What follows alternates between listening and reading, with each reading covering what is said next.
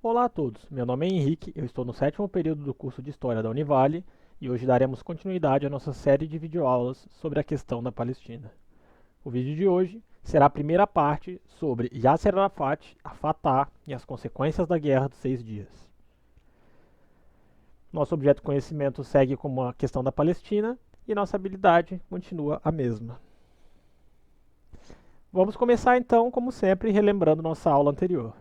Na aula anterior, nós vimos sobre o nascimento de uma organização chamada Organização para a Libertação da Palestina, que é a OLP.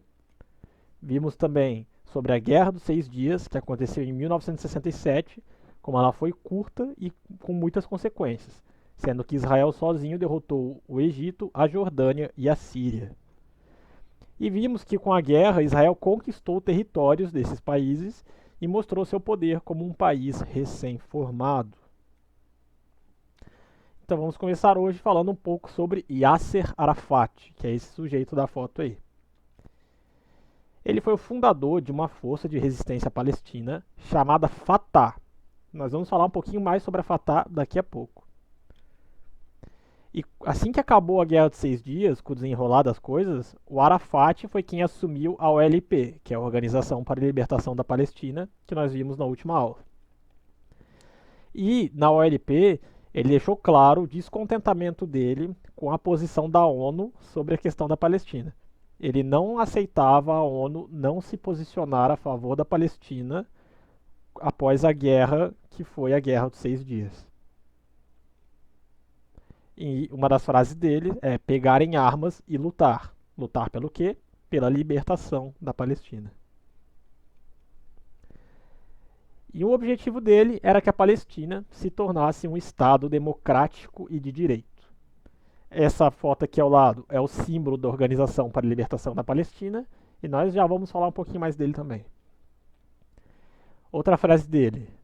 Ele queria que a Palestina fosse um estado no qual muçulmanos, judeus e cristãos possam viver em paz, amizade e justiça. Ou seja, ele era contra a divisão da Palestina entre Estado árabe e Estado judeu. Para ele, deveria ser apenas um Estado. E além disso, ele desejava restaurar as antigas fronteiras da Palestina, que nós vamos ver no próximo slide. Mas antes, vamos explicar um pouquinho sobre o símbolo da Organização para a Libertação da Palestina.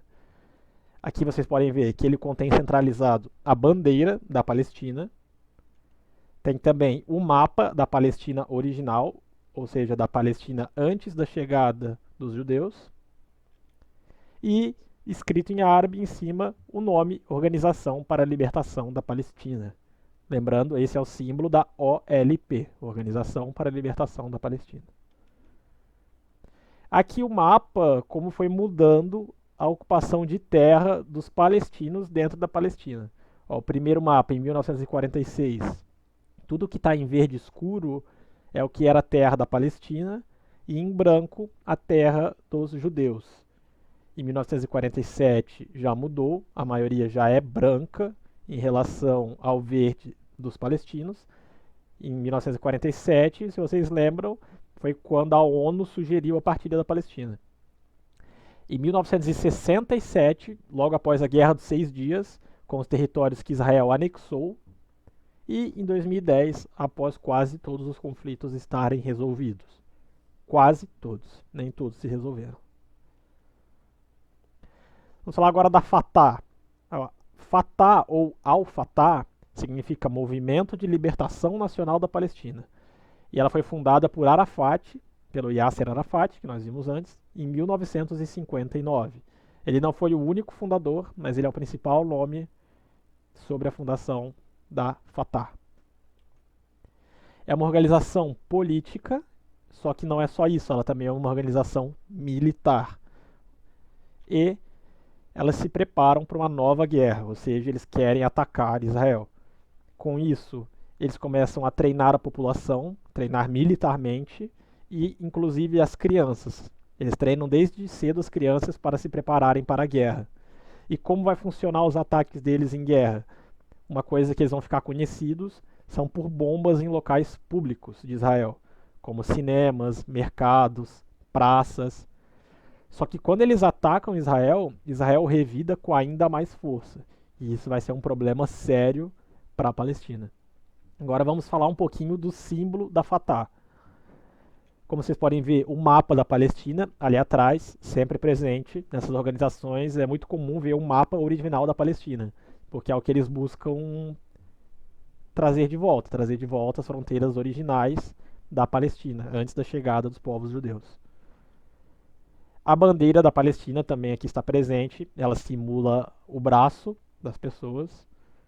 O nome da organização está presente novamente, dessa vez não é a Organização para a Libertação da Palestina, dessa vez está escrito Movimento de Libertação Nacional da Palestina, porque a Fatah é um outro grupo. E a novidade aqui são as armas, deixando claro que para conquistar os objetivos deles, não vai ser apenas nos discursos, eles não vão apenas ir para a ONU discursar e pedir por melhorias, eles vão lutar.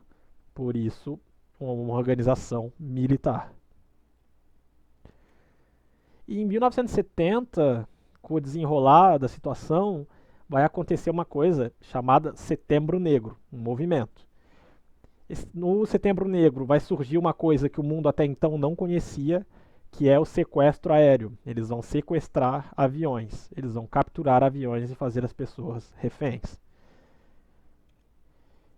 E o Setembro Negro ele vai ser um violento enfrentamento entre os fedaíns e o exército da Jordânia.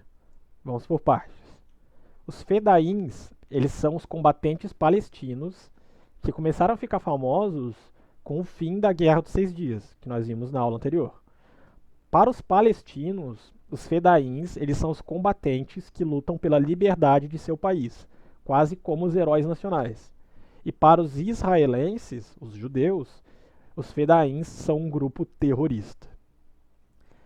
Então, mas por que os fedaíns estavam enfrentando o exército da Jordânia? Bem, o exército da Jordânia, a Jordânia, ela é um outro país árabe. Eles eram aliados dos palestinos. Os fedaíns, eles estavam se abrigando na Jordânia, preparando um ataque contra Israel. Só que o que aconteceu? Com o sequestro dos aviões, a maioria dos passageiros desses aviões sequestrados, eles eram britânicos, norte-americanos, eles eram de países famosos e países importantes dentro da ONU. Então, para o rei da Jordânia, começou a ser um problema auxiliar os palestinos no ataque contra Israel, porque a imagem dos palestinos não estava muito boa internacionalmente. O que o rei da Jordânia vai ordenar então? Vai ordenar que o seu exército ataque a própria capital da Jordânia para expulsar esses fedaíns, para expulsar esses palestinos. Então é assim que vai começar esse combate dentro dos próprios árabes. Aqui na imagem 1 temos o Yasser Arafat, que é esse da esquerda, e nas imagens 2 e 3 o rei Hussein, que era o rei da Jordânia, que é esse que ordenou o ataque contra os fedaín. E ainda dentro desse período do Setembro Negro, em 1970, ocorreu a morte do presidente do Egito, o Gamal Abdel Nasser. Ele não morreu no conflito, mas ele morreu durante o conflito. Ele teve um ataque cardíaco. Essa foi a causa da morte dele. E o presidente do Egito, caso vocês lembrem, ele é o maior apoiador da Palestina. Ele é o maior líder árabe do momento. E cerca de 3 mil mortos aí sim nos conflitos. Cerca de 3 mil soldados e pessoas e civis, eles morreram durante os conflitos entre os palestinos e o exército da Jordânia. E cerca de 5 milhões de pessoas acompanharam o funeral do presidente Nasser em Cairo, que é a capital do Egito. Essa aqui é uma foto do funeral dele. Isso é para vocês terem em mente como o Nasser era importante e carismático. Não era à toa que ele era o principal líder árabe daquele momento. Então agora, para resumir um pouquinho a nossa aula de hoje.